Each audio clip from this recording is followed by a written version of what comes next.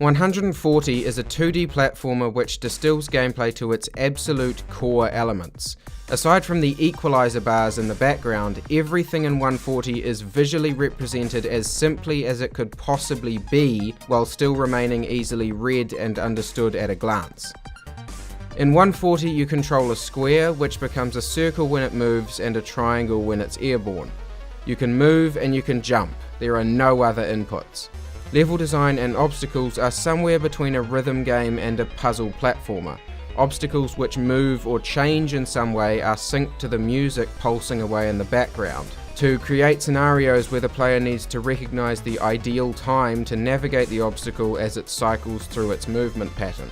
As a basic example, these blocks appear and disappear on a timer synced to the beat of the music. They're like the appearing block challenges in Mega Man, but set to musical cues. However, I'd hesitate to call 140 a rhythm game in the purest sense. There is a good sense of rhythm required, but this isn't a game about pressing buttons exactly to a beat. It's the obstacles which move to the beat, and there's often leeway given for the player's own movements. The game is more about recognizing an opening. Once or twice, the game will give you an outright puzzle scenario with no music or rhythm at all, with blocks you influence by your own movements. These are still about good timing, but in these few scenarios there's no music to assist. In fact, take away the music completely and you'd have a perfectly functional pattern recognition platformer. Since the obstacles are built around predictable motions on a timer, the only difference would be an increased strain on the player's own sense of timing. The music simply serves to reduce this strain. 140 isn't supposed to be a game about keeping track of obstacles entirely in your own head, but looking for an opening while staying conscious of the beat and how it corresponds to obstacles. And the game will always give you an opportunity to learn how the beat corresponds to an obstacle, because it is exceptionally fair. Every time a new obstacle is introduced, you will be given ample, safe demonstration of how it moves and how it matches to the music before you're required to navigate it. In most cases, you can sit in a safe spot for as long as you'd like, working yourself up to it before even making an approach. The first of any obstacle type will usually be on its own, not combined with any other type until you've proven that you understand it and can successfully navigate it. For example, the very first large expanding block is sitting by itself in a spot with plenty of room to either side. You could potentially watch its movement for hours if you wanted to. On the flip side, the game also does an excellent job of combining concepts after they've been taught.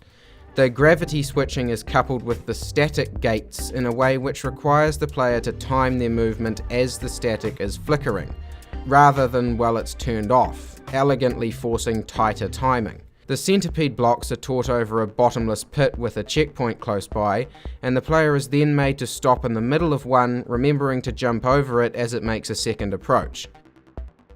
The bouncy floors and staticky roofs are combined to force you to jump onto the floor as early as possible, and then jump again to avoid the pulse which would bounce you upwards. 140 also includes boss fights, although they don't so much expand on these concepts as they are completely different games.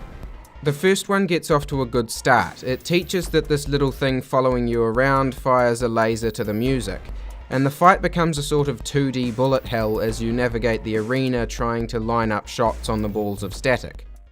The second and third ones, though, use completely different rules and mechanics. The second is a sort of shmup where you can't fire, only avoid the static projectiles. And the third is, strangely enough, best described as a very simple tower defense. Both of these are just as firm in their fair demonstration of new concepts as the rest of the game, and escalate their concepts just as brilliantly. In a vacuum, I really enjoyed both of them, but it is more than a little jarring to go from a 2D platformer to these other gameplay styles twice within the space of a game which is only an hour long as it is. It feels as though, for the first boss, the developer asked himself, what's a rhythm-based gimmick I can use for this boss within the limits of my 2D platformer? And then, for the latter two, the question changed to, what's another rhythm-based mechanic I could use here?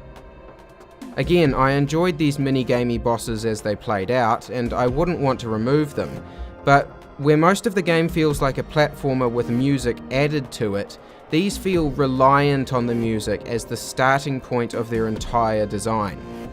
That said, they are fantastic examples of escalating an idea, perhaps the best ones in the game, and these might actually be of more interest to any aspiring game designers than the rest of the gameplay. And yes, I did say the game is only an hour long, maybe slightly less. It's only the price of a cup of coffee, but it'll only take you as long to finish as a leisurely lunch. What 140 does, it does brilliantly, but it does choose to discard and introduce new level gimmicks at a constant rate, instead of taking a handful of them and working its way up to a really meaty challenge in the brief time it has. I would have liked to see more than 2 gimmicks overlapping at the same time. The game's final platforming challenge still only has 2 things interacting, the shrinking blocks and the static blocks. Perhaps 3 elements at a time would have made the soundtrack too busy. Music's not really an area I feel comfortable speculating on. Still, if you can forego your next trip to Starbucks in favour of giving 140 a go, I highly recommend it. It's got some hard mode levels which have you going backwards through the 3 levels with no checkpoints, so if you end up loving it, you might be able to wring 2.5 hours out of it all up.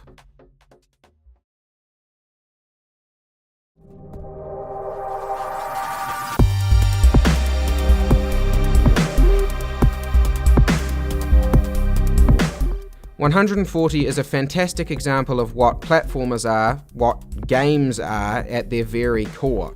Remove any concern for graphical style from Super Mario Bros. And you have something pretty close to 140. Give 140 a sprite sheet from Nintendo and you'd have something pretty close to Super Mario Bros. There are a few better examples of how aesthetics matter almost nil to the quality of the underlying gameplay systems, which can, in almost all cases, be represented by simple third-grade geometry. 140 is a brilliant example of the power of a jump button, 2 movement keys, and some well-considered design gimmicks arranged into a level. Everything else is incidental.